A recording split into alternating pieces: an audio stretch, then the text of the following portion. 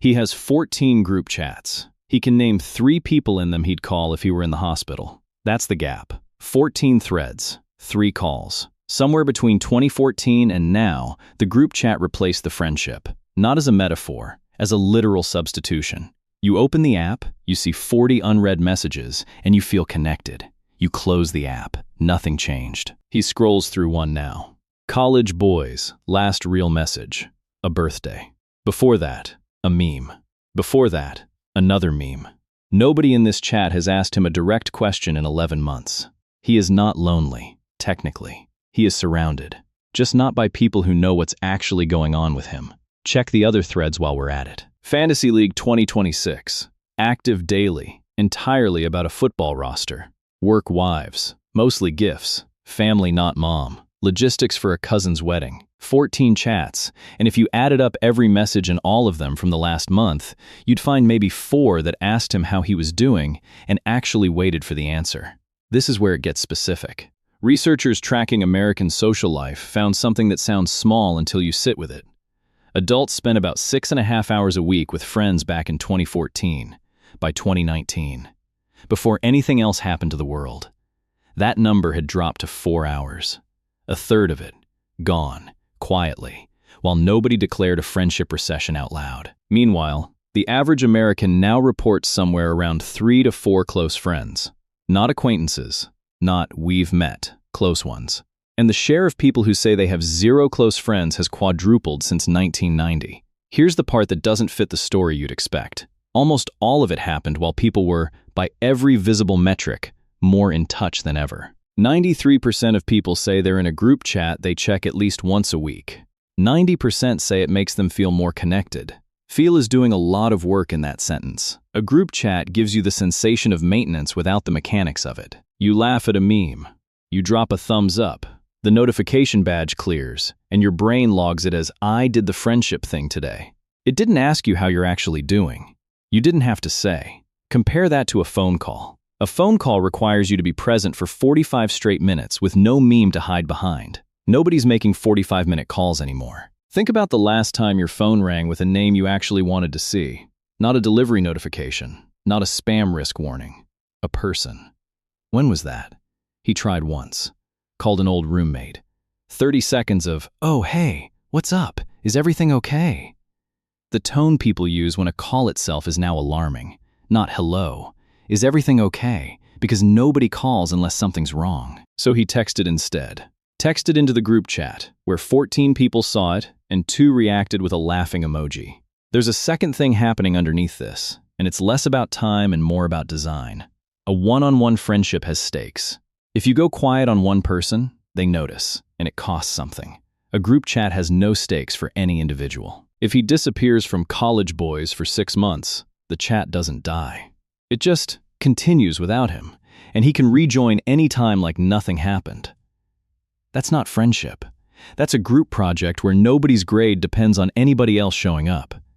Compare it to how his dad's generation did this. One landline in the kitchen, a short list of names actually memorized. If you went quiet on someone for 6 months, that friendship was, functionally, over. There was no ambient thread keeping the illusion running in the background. The stakes were higher, so people showed up more. Fewer contacts, but every single one of them got worn in like a couch, the kind that remembers the shape of a body after enough years of somebody sitting in it. His generation built the opposite structure without ever voting on it, wide instead of deep. A contact list like a lake that stretches a mile across and measures 6 inches at the bottom. There's also a quieter mechanism at work, and it's about effort distribution.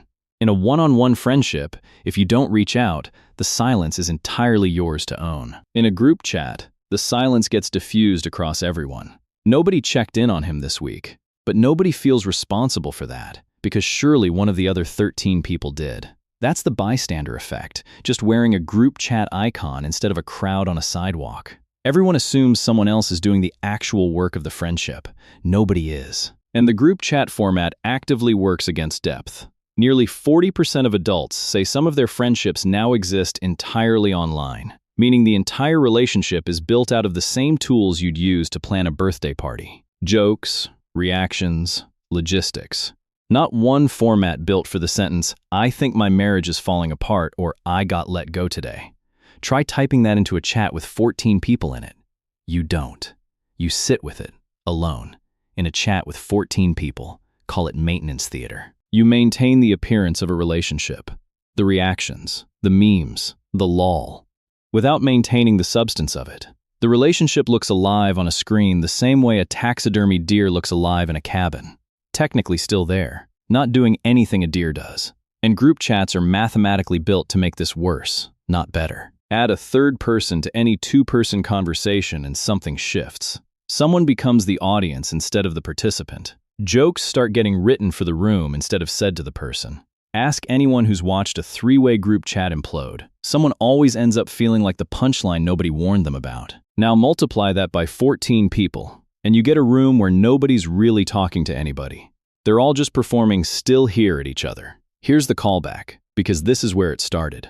14 group chats. 3 people he'd call from a hospital bed. Run the math on that and you get the real number. Not the one in his phone, the one that actually matters. 3. Everyone else is a notification he clears without reading past the first line. The quiet part nobody says out loud.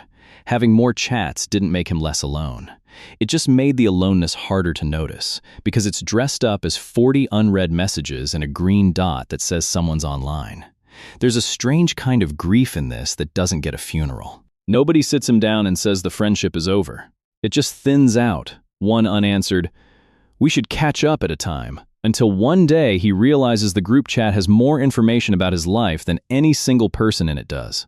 Everyone gets the highlight reel. Nobody gets the footage in between. He's not going to leave the group chats. That's not the ending here. He's just going to notice, next time the badge clears and his brain tells him he did the friendship thing today, that it didn't. And maybe, out of 14 threads, he picks one person and calls them. Not texts. Calls. Lets it ring long enough that it feels a little uncomfortable, the way real things usually do before they feel normal again. If any of this landed, there's more of this on the channel.